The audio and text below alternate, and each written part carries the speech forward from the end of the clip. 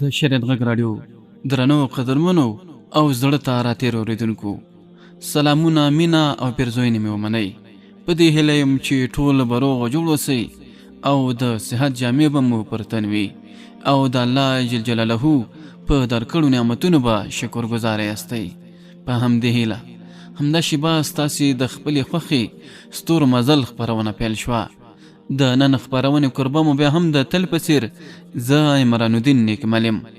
درنو او قدرمنو اورېدونکو، نن درته د ستورو مزل په خپرونه کې د سلطان نورالدین محمود زنګي د داستان یا ناول 11مه برخه دراوړم.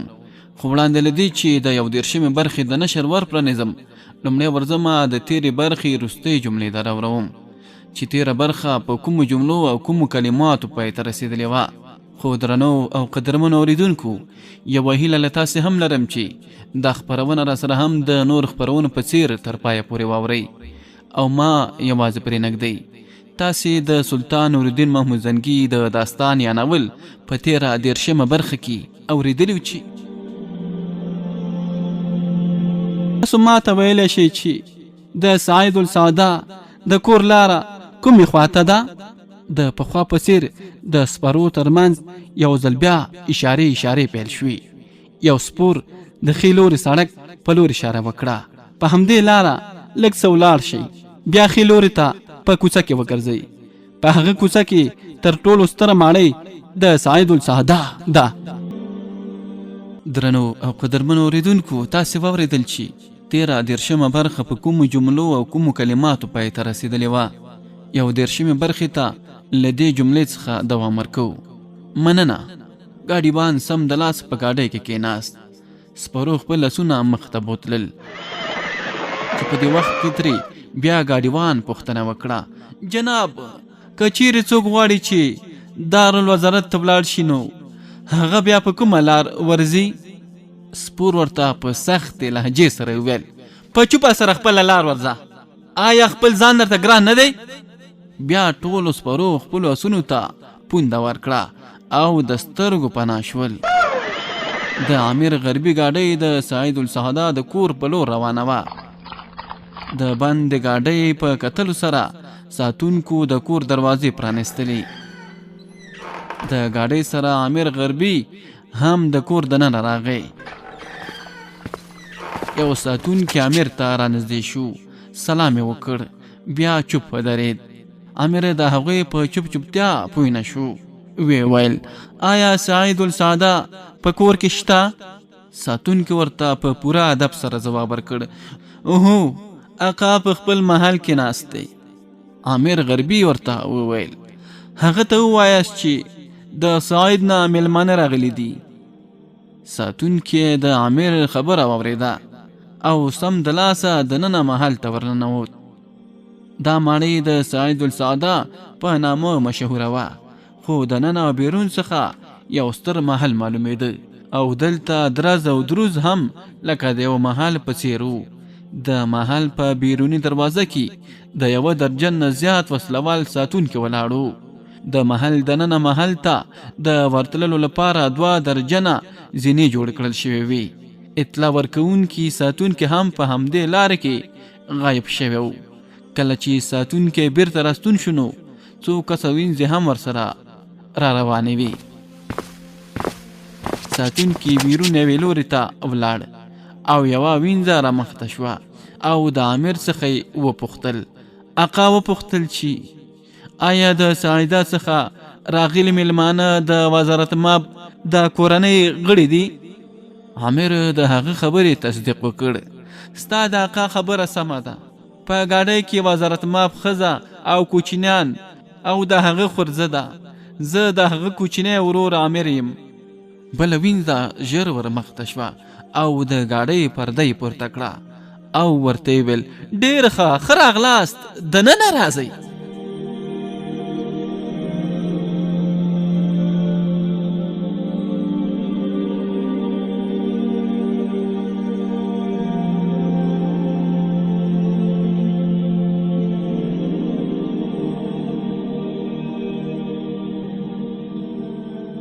هو بلې درنو او قدرمنو اورېدونکو، ویرېدلې او اندېښنې اخیستې ښځې او کوچنیان ښکته شول او د وینځې په لارښوونه دننه محل ته ولاړل. بلې وینځې عامر ته وویل آقا ستا انتظار کوي. د دې سره سم وینځې لاسونه وپړکول. یو ساتونکی په منډه راغی. وینځې ورته په تاکید سره وویل ګاډیبان ته ووایاست چې د محل نه بیرون ونه وځي، حالات ډېر ګډوډ دي. د عامر په تاکید سره ګاډیبان وویل ما ته د حالاتو اندازه معلومه شوې ده، زه به پوره احتیاط کوم. ستاسو خدمتګار ډېر پوه انسان معلومیږي. د دې خبرې سره سمې د سترګو د کونج نه ګاډیبان ته وکتل. ګاډیبان ورته وویل زما له اړخه ډاډمن اوسئ، انشاءالله هیڅ غلطي به نه کیږي. بیا هم له تاسې څخه مننه. عامر دواړو ته په پوره دلچسپۍ سره کتل. بیا وینځي اشاره وکړه او هغه یې تر شا روان شو. سعید السعاده په پوره اندېښنه کې همالته په فرش باندې ګرځېده راګرځېده. ملک شادر هم چې کله قاهرې ته راغلی و نو همدلته د سعید السعاده په کور کې ډېر وخت پاتې شوی و. د ملک شادر او سعید السعاده ترمنځ ډېر ښه ملګریتوب و. هغه به د خپل زړه خبره یوازې سعید السعاده ته کوله. د همدې سعید السعاده د مشورې سره سم ملک شادر تر ډېرې مودې پورې د هغه په محل کې د وزارت کارونه ترسره کول. هغه د ملک شادر او دورغام د اختلافاتو نه هم ښه خبر و. سعید السعاده د ملک شادر خواخوږی و او غوښتل چې هغه د مصر یو ښه صدراعظم واوسي. خو د دورغام او د هغه ترمنځ چې کوم فکري واټن موجود و د هغه په علاج هغه هم نه پوهېده. هغه په دې پوهېده چې دورغام چې د څه وخت لپاره د ملک صادر سره په دښمنۍ پرده راخپره کړې ده، دا پرده به یو ورځ له منځه ځي او همداسې وشول. دورغام ته چې د ټولې برقي ډلې پوره مرسته ترلاسه شوه بغاوت یې وکړی. او اوس حالات داسې و چې ملک شادر د خپل فوزونو سره یو ځای په دارالوزارت قبضه کړې وه او دورغام د برقي ډله راټوله کړې وه او د خلاف حریم کې ناست و. عامر د ورننوتلو سره سم سعید السعاده ته سلام وکړ. سعید السعاده تم شو او په اندېښمنه توګه یې ورته وویل زما په اند چې ته به د ملک شادر اوښیې او هم ستا نوم عامر غربي دی که نه؟ عامر ورته لنډ ځواب ورکړ ستاسو خبره بالکل سمه ده. سعید السعاده ورمخته شو او د عامر په اوږه یې لاس کېښود او بیا یې هغه په یوه چوکۍ کېناوه.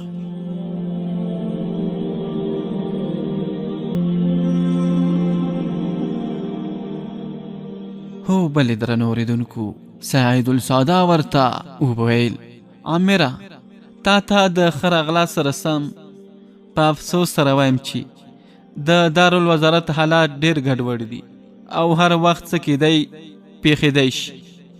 عامر ځواب ورکړ او ورته وویل د حالاتو په اړه ما ته په لاره کې څه اندازه شوې ده، په دې خاطر موږ د دارالوزارت په ځای دلته ستاسې کور ته راغلو. سعید السعاده ورته وویل تاسو ډېر ښه کار کړی دی. زه په قاهره کې د هر چا سره ښې اړیکې لرم. ملک شادر دلته له ما سره کافي وخت د اوسېدو وروسته دارالوزارت ته ولاړ. ما هغه وخت هم هغه هلته تللو ته نه پرېښود، خو د هغه په فکر چې د دارالوزارت نه بیرون کېناستل ورته مناسب نه ښکارېدل. هغه خو هلته ولاړ، خو د څه شي چې ویره وه هغه مخته راغی. تاسې د دې ځای د حالاتو نه ښه خبر یاست. خو په ساحد کې دا خبره مشهوره شوې وه چې اروجان ټول مخالف ځواکونه له منځه وړي دي او په حکومت یې پوره واکمني موندلې ده. عامر تم شو او په څه فکر کې ورډوب شو. نه پوهېږي چې دا ټول څنګه داسې په ناڅاپي توګه مخته راغلل. غرورجان خو موږ ته خپل سړی رالېږلی و او موږ دې لورې ته راغوښتي وو. ښه دا د کوم وخت خبره ده؟ ځکه د 2 ورځو راهیسې خو د دارالوزارت ټولې لارې بندې کړل شوې دي. هسې خو بچا تاسې ته فریب نه وي درکړی عامر ورته انکار وکړ. ویل موږ ته خو داسې نه بریښي. د وروجان د پیغام راوړونکی د هغه پخوانی باوري خدمتګار دی او هغه د پیغام وروسته بیرته راسون شو. سعید السعده په اندېښمنې لهجې سره ورته وویل الله دې وکړ شي همداسې ستاسو د راتلو خبر اورېدو ځان اندېښمن کړی و، خو ما نه غوښتل چې تاسو هلته په کوڅه کې درېدلي پاتې شئ.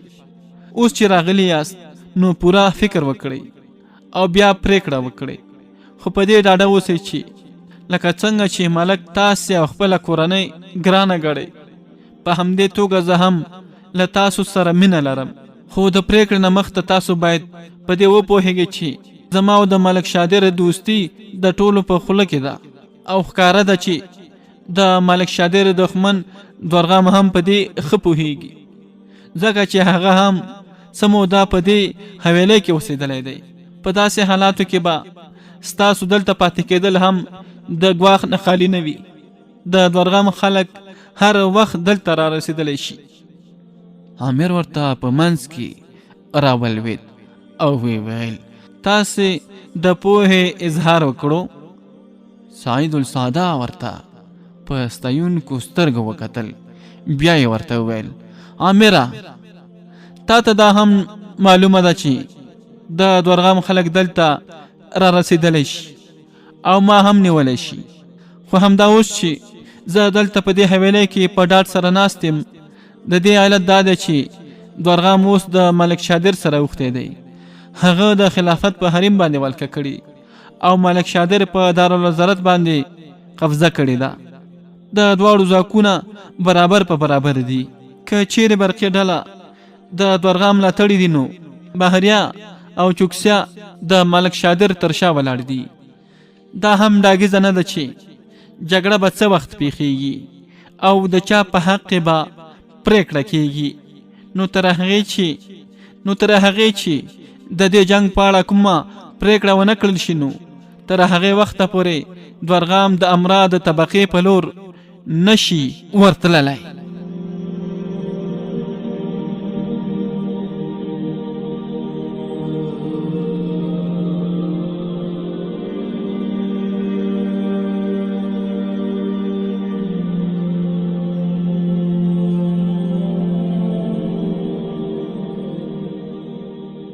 عامر ورته په پوره ډاډ سره وویل مشره هغه څه چې تا وویل نو په هغې د باور د نه کولو کوم علت نشته، خو زه وینم چې د ویرې او بې اطمینانۍ توره هر وخت ستاسو په سر راځوړنده ده او بیا په دې محل کې زموږ د پاتې کېدو په واسطه ستاسو کو نور هم خرابېږي. په دې خاطر ستاسو نه غواړم چې لکه څنګه چې موږ ستاسو ځای ته راغلي یو په همدې توګه اجازه راکړئ تر څو بیرته ستانه شو. سعید السعده په ناخوښه لهجې سره ورته وویل عامره دا دې څه خبره وکړه؟ زه د خپل دوست کوچنیان همداسې نشم پرېښودی. دلته په حویلۍ کې اوس د وینځو غلامانو پرته نور څوک نشته. د قاهرې حالات هره شیبه خرابېږي. ما په خپله ټوله کورنۍ او خپلوان خوندي ځایونو ته استولي دي. زه به د مالک شادر کوچنیان هم همغو ځایونو ته ورولېږم تر څو د دښمن د شر نه خوندي پاتې شي. نو لکه څنګه چې ما خپل ځان تقدیر ته سپارلی دی په همدې توګه به ته هم وسپارې. حالات ښه نه بریښي خو الله تعالی سبب جوړونکی دی. څومره به ښه وي چې د حل کومه لاره راووځي او د تسبو دا خورې ورې دانې بیرته سره راټولې کړل شي. هغه حالات چې سعید السعده بیان کړل د هغې نه دا معلومېده چې ملک شادر هلته په دارالوزارت کې کلابند دی او دښمن هغه د څلورو خواوو نه راګیر کړی دی. اوس نو عامر ته د خپل ورور په عقل او پوهه کې هم شک را پیدا شو، ځکه کله چې ګواښونه یې په سر سپاره شول نو بیا یې د سعید نه په خپله کورنۍ ولې رابلله.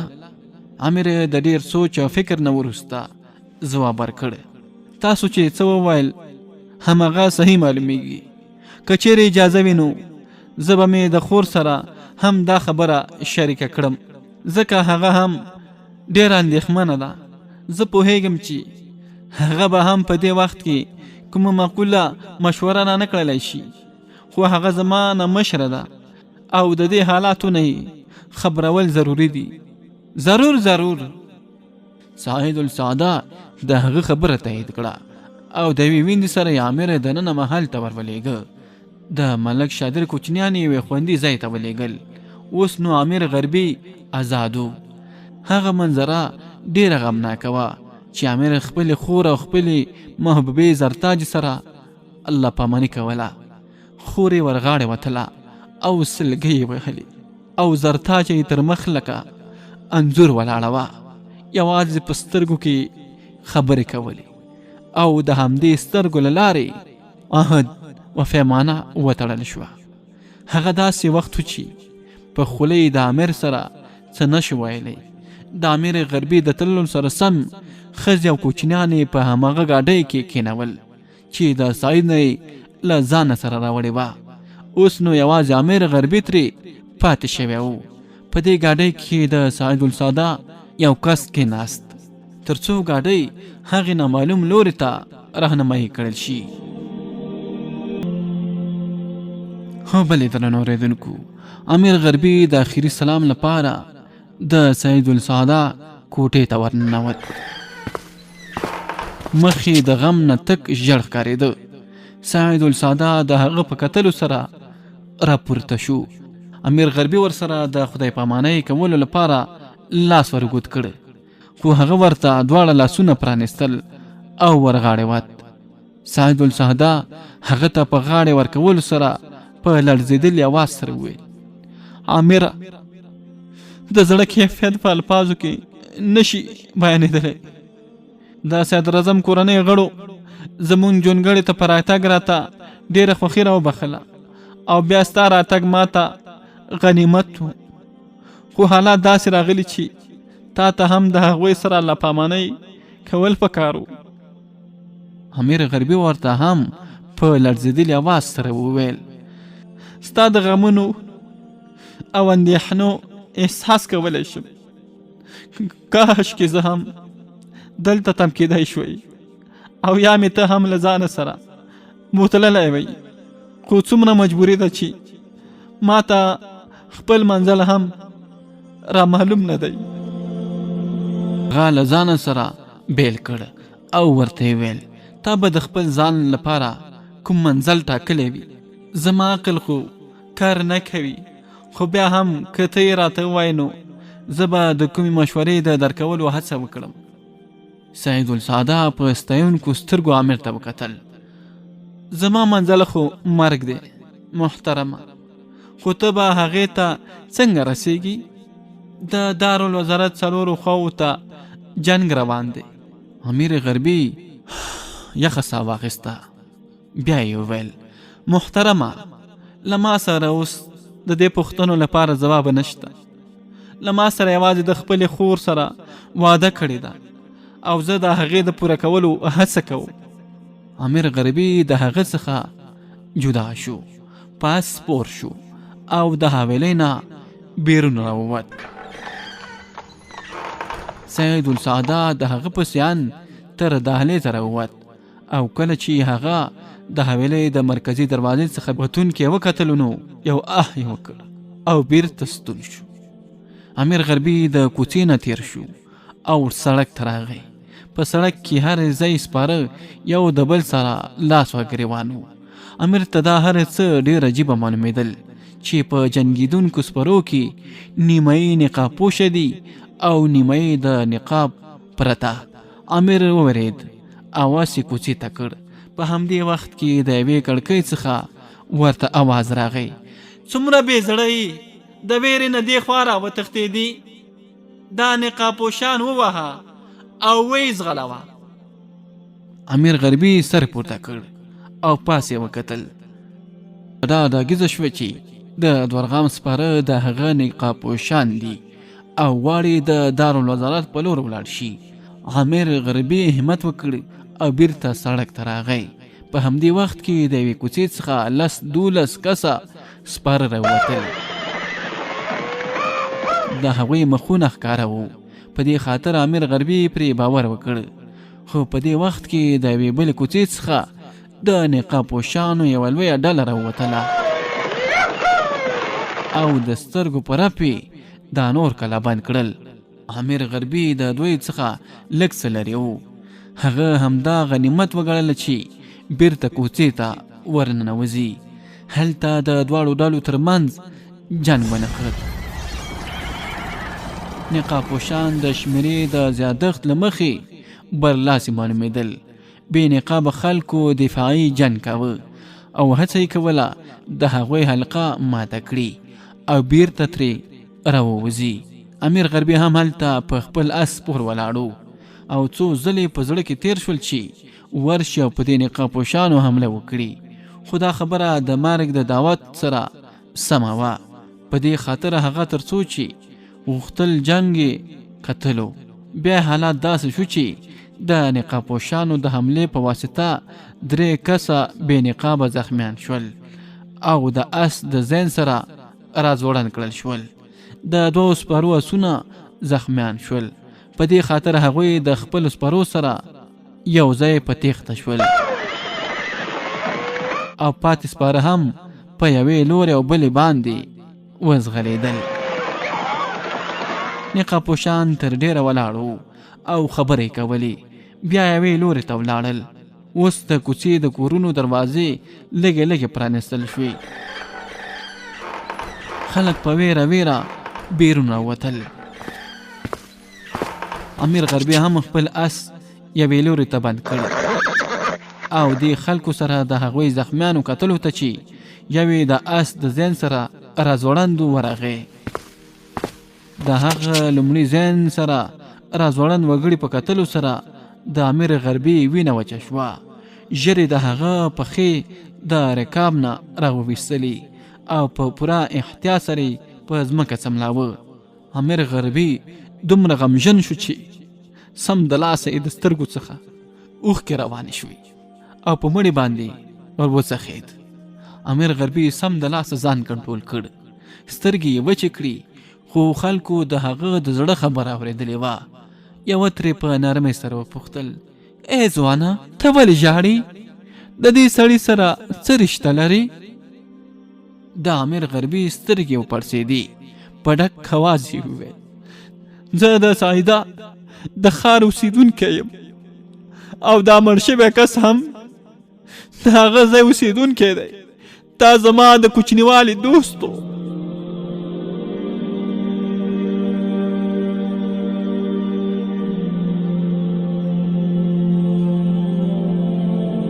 څه غواړې؟ آیا د دې مړي سیادت ته وړل غواړې؟ څومره ښکلی ځوان دی.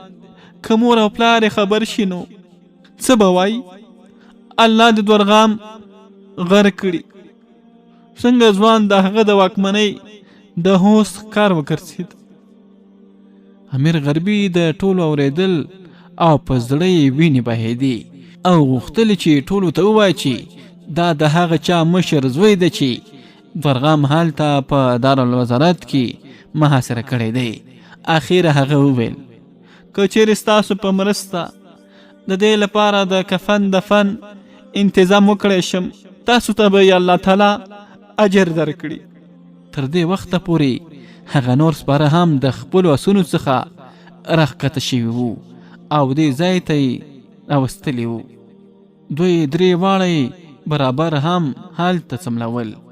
ما ته یو کس وویل چې د دې 3 واړو د کفن دفن انتظام به زه وکړم، ځکه چې دوی مظلومین دي او د دورغام د نقاب پوشانو په لاسو وژل شوي دي. خو دا کار اوس شونی نه دی. زه به دا مړی له ځانه سره کور ته یوسم او د شپې به یې دفن کړم. خلک یو یو د هغه ځای ولاړل. هغه د خدایه ویریدونکی شخص او دا مړی واغستل. امیر غربي مړ را ژوندی دی. د خپل اس په لور راغی. زړه یې غورځېدلی و ځکه